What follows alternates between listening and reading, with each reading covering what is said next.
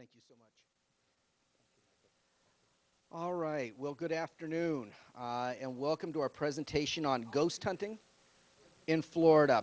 This is a fascinating subject, and I think you will come away from it having learned some interesting things, both about the subject of paranormal investigation in general and the haunted histories of several fascinating sites in southern Florida. Um, as I am reminded again and again by the people who come up to me clutching little clusters of tickets, something's happening in this room after this event is over, and I think it's bingo. So we're not going to be prolonging our event today.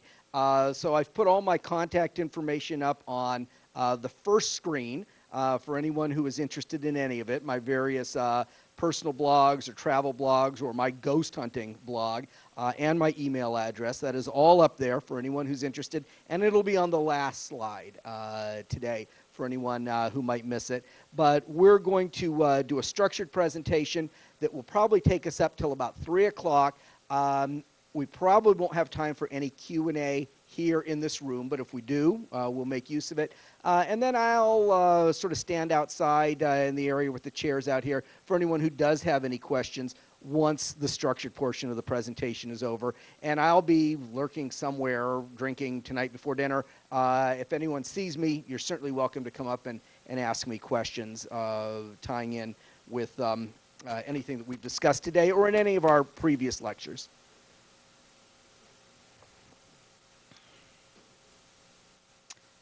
Okay, we're going to start by briefly touching on my background in the subject matter we're covering today and some of my sources for it. I am, among other things, the editor of the America's Haunted Road Trip series of travel guides to reputedly haunted places that people can visit. Okay, I'm also the author of 3 of the books in the series: Ghost Hunting Maryland, Ghost Hunting Virginia, and most recently, Ghost Hunting San Antonio, Austin, and Texas Hill Country, which covers the area where I currently live. And you can see the covers for these books, the ones I've written, at the left side of the screen here. One of my sources of information for this presentation is Ghost Hunting Florida, which I didn't write. It's a book from the series written by my colleague, author David Lapham, who lives in Florida. There are also several other books in the America's Haunted Road Trip series, including ones devoted to Colorado, Illinois, Ohio, Oregon, and several other states. And I've edited a number of those as the editor for the series now. Now, something that you're going to want to keep in mind as we move ahead is that the point of this presentation or of my books is not for me to convince anyone of anything. At no point will you need to assert to me that you don't believe in ghosts and nothing can convince you that ghosts are real, or that you do believe in ghosts, or that anything I say you don't agree with. That's fine. You don't have to agree with anything that I'm saying. I'm talking about these things from a theoretical point of view, from the point of view of places being haunted, being a concept that for some people is entertaining or interesting. For some people it's more serious and in earnest. But I am certainly not trying to convince anybody of anything or trying to change people's beliefs. You can just accept whatever I am talking about today in the context of what you're already believing anyway. And you'll probably get some of my beliefs in the context of what we're discussing today, but once again, I'm not trying to win anybody over with any particular point of view. My point, rather, is to provide tools that everyone from simple travelers to prospective ghost hunters can use to help them find ostensibly haunted sites, okay, publicly accessible haunted sites, to simply visit them, or to actually conduct their own investigations. And if they do the latter, if they actually do an investigation, to draw their own conclusions from their visits to those sites. And hopefully the material I present here today will help you do whichever of those things you might be most interested in. All right, there's me in the field at a couple of sites. So we're going to talk about some of the things I've learned, both over the years and while working with the America's Haunted Road Trip series, related to the subject of ghost hunting. And we say ghost hunting. Why do I say ghost hunting? Because the series of books I edit all have ghost hunting in the title. I actually prefer the term paranormal investigation for a couple of reasons. One, if you're using the word ghost hunting, you're sort of operating under the assumption that you're going to go out and you're going to find a ghost. And in all likelihood, you're not going to find anything. And if you do find something, it might not actually be a ghost, what we all sort of commonly agree that a ghost is. You might not find that anyway. But we're going to say ghost hunting today because it's a popular and well-known term. But generally, if I'm talking about this in a broader sense, I usually say paranormal investigation. So we'll look a little bit at the subject of ghost hunting, and then we'll look at the ghostly occurrences associated with 3 purportedly haunted sites in Florida at least, which will make this talk pertinent to our itinerary today. So before we get any further, I'm going to ask a couple of questions. First, by a show of hands, how many people here believe in ghosts, without us defining what a ghost is? Okay, a little less than half. That's actually less than the national average. Though we might have a lot of Canadians in here, and I don't say that in a humorous or pejorative way. What I mean to say is that in the United States, every several years or so, some survey is conducted about how many people believe in ghosts, and generally about half of United States citizens, about half of Americans, believe in something that might be characterized as a ghost. How many people here have experienced some sort of paranormal phenomena? That can include you having been abducted by aliens in addition to, encountering a ghost or anything. Okay. How many have actually gone out and actively looked for ghosts or gone to a place they knew was haunted because they wanted to experience something or otherwise done some sort of paranormal investigation? A few people. Okay, interesting, good. Then we have a good mix here. How many people are only here for bingo and getting more and more irritated the more I speak? Just a couple. Okay, good. All right. Well, ghost hunting as a pursuit has certainly come into its own over the past few years. And it and the phenomena associated with it have become the subjects of numerous television shows and movies, nonfiction stuff, documentary stuff, as well as things that are pure fiction, like the movie 1408, which is about a ghost hunter. Who's seen that, by the way? Okay. Sometimes, a couple of times I've given radio shows, been a guest on radio shows, and people have asked me, is what you do like 1408? And I know they're talking about the scenes where all this surreal, phantasmagoric stuff is happening up in this room. And I always answer, oh, yes. What I do is exactly like 1408. It's exactly like that. I'll go into a bookstore for a signing, and they'll put me in a back corner, and they'll mispronounce my name on the loudspeaker, and nobody will come up and talk to me. When people do come up and talk to me, they're asking me for somebody else's book. So, yes, it's exactly like that. It's exactly like 1408. But it's not that bad. In my experience, real ghost hunting bears very little resemblance to what is depicted even in reality shows on the subject. The real thing is generally much less manic, a lot quieter, and despite the absence of noise, running back and forth, and jerky camera angles, actually a lot more intense in a lot of ways. And it also does not result in evidence of haunting on every or even most expeditions. Okay. This is a site that we visited while working on Ghost Hunting Virginia. Many ghost hunters today use a wide variety of electronic equipment. And anybody here who has seen any of the movies or television shows devoted to this subject has seen the sort of equipment that ghost hunters use. And there can certainly be some value associated with this. I don't believe, however, that anyone inclined should hesitate to engage in paranormal investigation based on a lack of equipment. And I myself am more of a naturalistic ghost hunter and don't use a lot of equipment. And periodically, I will talk to people who say, well, I really want to be a ghost hunter. And if I can raise $2,000 worth of equipment or $5,000 worth of equipment, then I will be. And it's just preposterous. I mean, you have the Roman historian Pliny the Elder talking about visiting a haunted house in Athens in one of his journals. Well, when did he do that? You know, somewhere in the first century AD. He didn't have all this stupid equipment that you see these people using. And it didn't occur to him that he shouldn't go and investigate this haunted house because of that.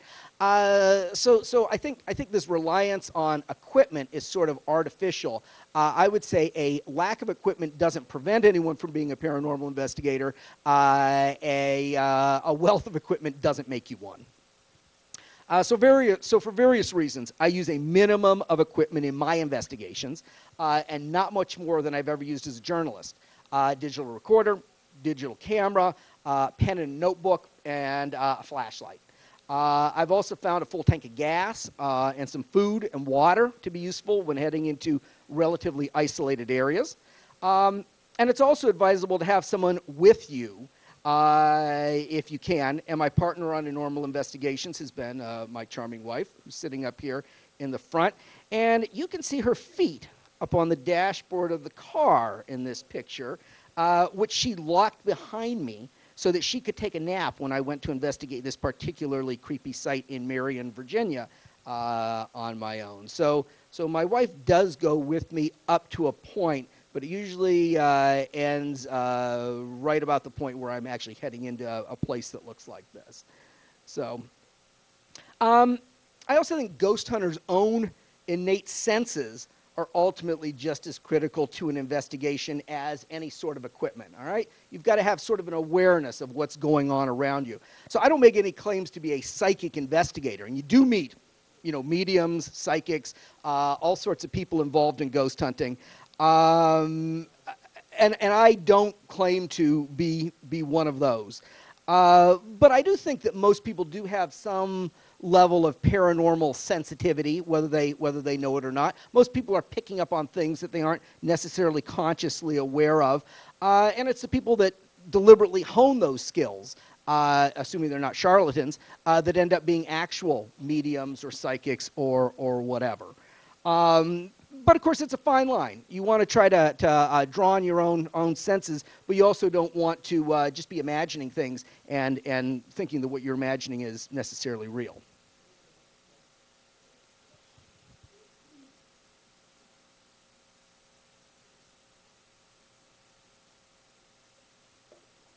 One thing that I've encountered while investigating potentially haunted places that bears mentioning here is the phenomena commonly known as orbs, which are sometimes captured in photographs, as shown here. Orbs, which we can see to the left side of the screen here. And I'll pull out my laser pointer here. But if you look at the left side of the screen, you'll see above some of the grave markers there are two things floating above them. So there and there. Yeah, sure, you can do that. That'd be great. Thank you. Okay. These cannot generally be seen with the naked eye, although some people claim to have done so. And here you can see two orbs floating above the gravestones in a little abandoned cemetery located in the valley about a half-mile from my home in Texas Hill Country. So nobody can be involved with ghost hunting too long without stumbling across the ongoing debate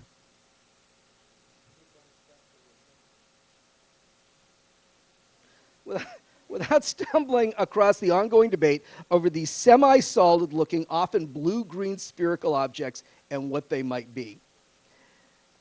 They will beat me with their boards if I talk during the bingo game. You know that, right?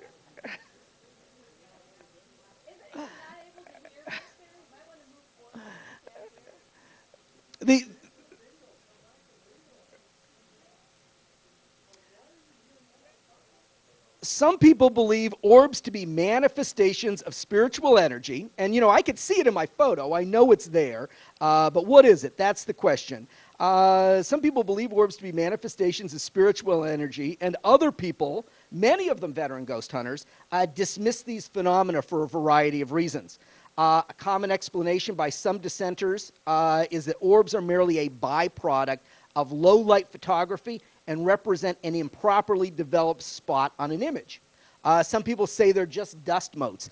Well, these are not dust motes. I take a lot of pictures. I don't know what they are. I'm not necessarily claiming they're a ghost, but I am saying that I believe that it goes beyond simply them being an irregularity in the photo itself. So I'm definitely of the mind that orbs can be significant. In the years since I've been using a digital camera, I've taken tens of thousands of pictures under all sorts of conditions, and of all of them, of all the photos I've taken, the only ones that have displayed true orbs, things that actually look like cells almost. When you zoom in on them, they look like cells. They've only turned up in photos from a few dozen locations. All of them more or less reputed to be haunted. So to me, that's significant.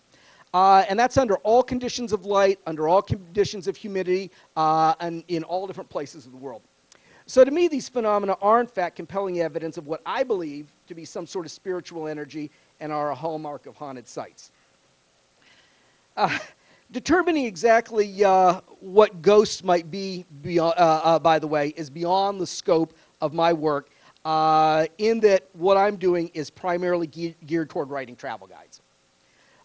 So that said, what are generally referred to as ghosts probably run the gamut from non-sentient residues of spiritual energy that can be detected by various means. When someone says a ghost is somewhere, there might just be some sort of non-intelligent residue, which is often referred to as a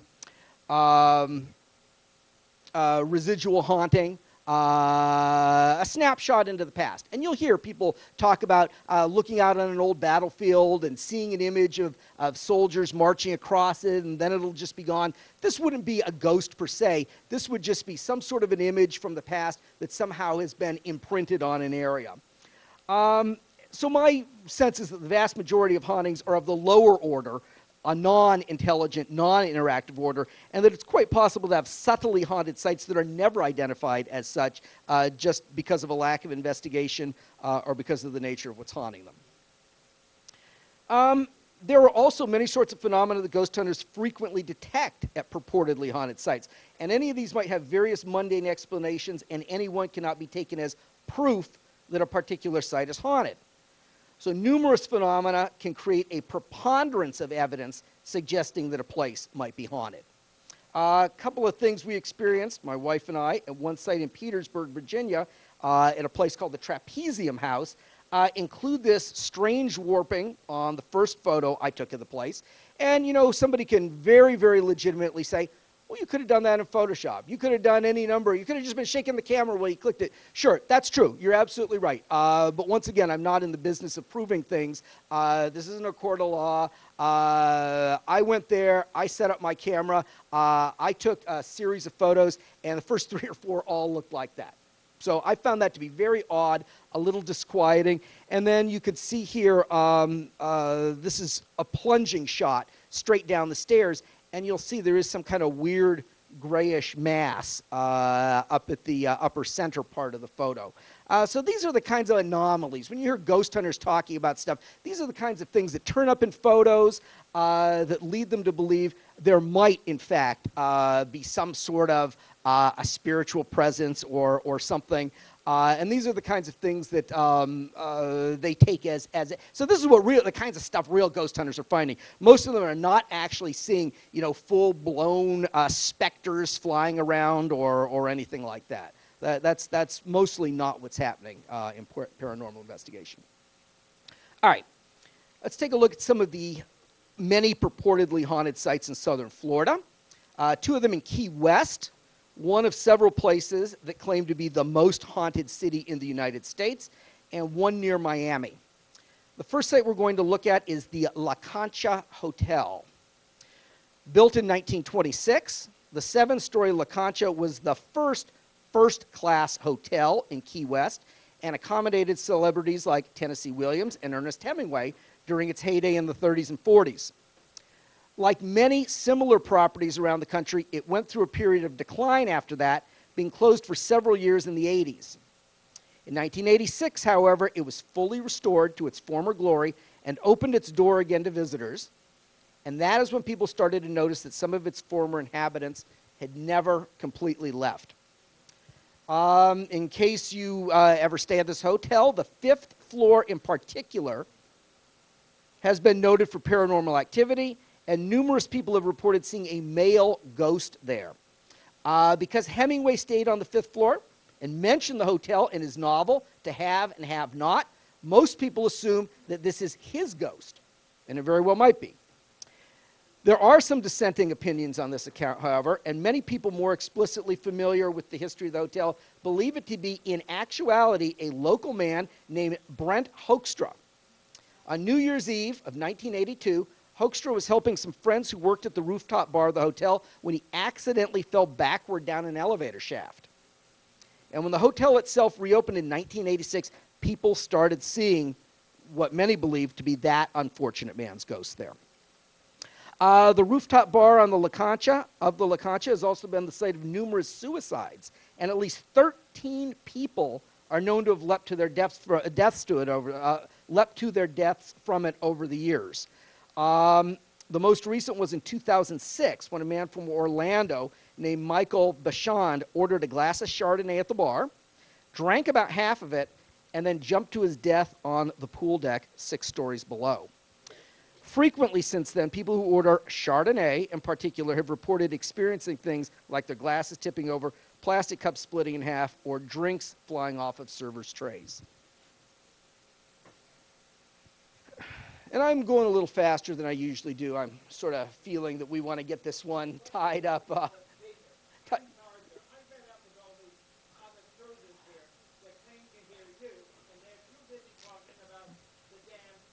Well, we'll just get through it. We'll be fine. It's not a big deal.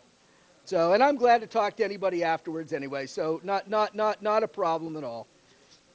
I just got to roll with these things. So, also in Key West is what is now the Hard Rock Cafe, located in a building that was constructed in 1888 by a millionaire salvager named William Curry, who built it as a wedding gift for his son Robert.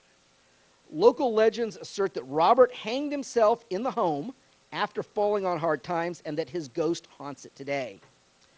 According to actual historical records, however, and if you're ever involved in paranormal investigation, actually doing some real research to see how the legends corroborate with reality can be helpful. Doesn't mean a place either is or isn't haunted. It just means the story about whether it's haunted may or may not be true. According to these actual historical records, Robert actually died in a hospital in New York City, rather than in the lurid manner that is most popularly believed. So it seemed less likely that it's his ghost that haunts the place. But from 1920 until the mid-1960s, the building was owned by the local chapter of the Elks Club. And during this period, a visitor to the club is known to have fatally shot himself in one of the bathrooms. So this, the historic record does support.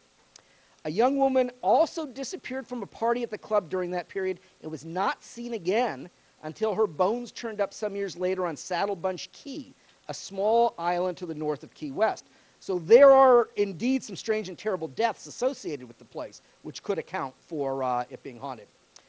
Phenomena many people claim to have experienced in the building include seeing a spectral figure walk up the stairs and pass through a wall at the top landing, hearing whistling and footsteps when no one else was around, feeling someone tap them on the shoulders when they were alone, and hearing furniture in empty rooms being flipped over. And all of those things that I just mentioned associated with what is now the Hard Rock Cafe in Key West, Florida, are all really, really typical of purportedly haunted places. And once again, why am I including things like the La Concha Hotel? Why am I including the Hard Rock Cafe? Because these are publicly accessible places that anyone can visit.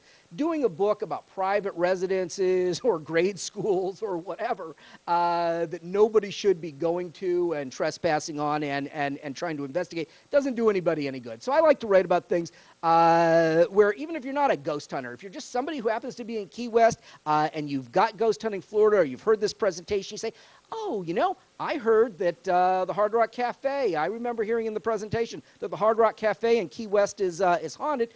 You can go there, you can have a drink, and what I found is in any of these publicly accessible haunted places, if you talk to the wait staff, if you talk to the front desk guy or any of the cleaning staff at a hotel, if you talk to the barman at a place like this, 50-50. half of all people who work in reputedly haunted places will genuinely have stories they believe to be true of haunted things they or their friends have experienced at places like that. So it's really easy, actually, to get a lot of information about any reputedly haunted place. All right, this will be the last place we look at, and then we're going to tie up this presentation. So we'll cut it a little bit short, and we'll end on a high note with the Biltmore Hotel. So, built with affluent visitors to Coral Gables in mind, outside of Miami. The extravagant Biltmore Hotel opened during the Roaring '20s, but like many similar establishments, like our previously mentioned La Concha, declined afterwards in the Great Depression in this case. During World War II, the War Department acquired the Biltmore and converted it into an Army Air Corps regional hospital for the treatment of aviators returning from overseas. It was thereafter used as a medical school and a Veterans Administration hospital until 1968. So no wonder that it might be considered haunted. With a few brief exceptions, the Biltmore then remained largely empty for more than 3 decades until once again it reopened as a grand hotel in 2002. So just recently, really, just 14 years ago for anyone who might be interested in visiting it. While it has been completely renovated, however, many of its original ghosts are reputed to still haunt its opulent halls. Phenomena people have reported experiencing in the Biltmore include lights turning on and off on their own, music characteristic of an earlier period but with no discernible source, and the sound of vases or other items loudly smashing on the floor when nothing has actually been broken. These are, like some of the phenomena I mentioned with regard to the Hard Rock Cafe in Key West, all relatively common sorts of things associated with haunted sites. And you're likely to hear of others in which similar things are said to happen. There are also a few phenomena at the Biltmore that are very specific to it and have a backstory associated with them. One is the woman in white. And you hear any hotel over 100 years old in the United States has a woman in white, a woman in blue, a woman in green, a lady in red. Every single one of them has a figure like this associated with them. It's absolutely uncanny. Every city where I've ever visited a haunted hotel has a figure of this ilk associated with it. So she's a ghost that many people have reported seeing, and which is believed to be the spirit of a mother who pitched off of a 5th-floor balcony while trying to prevent her young son from falling to his death. And it's usually a mother trying to save her child. A lot of times it's a jilted bride. So this is sort of a trope amongst haunted places. Another ghost associated with the Biltmore is that of gangster Fatty Walsh, who operated a speakeasy and casino on the 13th floor of the hotel during Prohibition and who was shot to death there. So here we have a pretty good backstory that really could account for why someone's ghost might be there. Strange things people have reported include having the elevator stop on the 13th floor, even though it is now a private suite that requires a special code to access. So you know the people staying there aren't happy. When the ghost hunters show up with their flashlights and whatnot. Smelling cigar smoke in areas frequented by Fatty. And hearing music, voices, and other sounds reminiscent of the old speakeasy. And being able to associate a specific name with whatever is haunting a particular site is actually, we've mentioned a few today, but it's actually the exception to the rule. And in many cases, there are no credible names or even verifiable incidents associated with the ghostly phenomenon in question. And in many cases, the names associated with the place are the names that have been produced by a medium. Well, you know, there's the ghost of a little boy here, and his name is David. But there won't be anything in the historical record to support a David being there. Did some little boy named David really die in or around that area? Does his ghost really inhabit it? Who knows? But a lot of times it can't be supported in any way. All right, well, this is a shared multi-purpose room, and we are going to need to share it with other people who are here for other activities. Normally, I would have talked a little bit more about paranormal investigation in general and about some specific haunted sites in Florida, but we're going to tie it up here. There's my contact information for anyone who wants to follow up with me separately, and I will hang out here by the chairs right outside the door, or right near there, for anyone who wants to talk at all. And I'm going to be around, through tonight, of course. All right. Thank you very much. I appreciate you coming.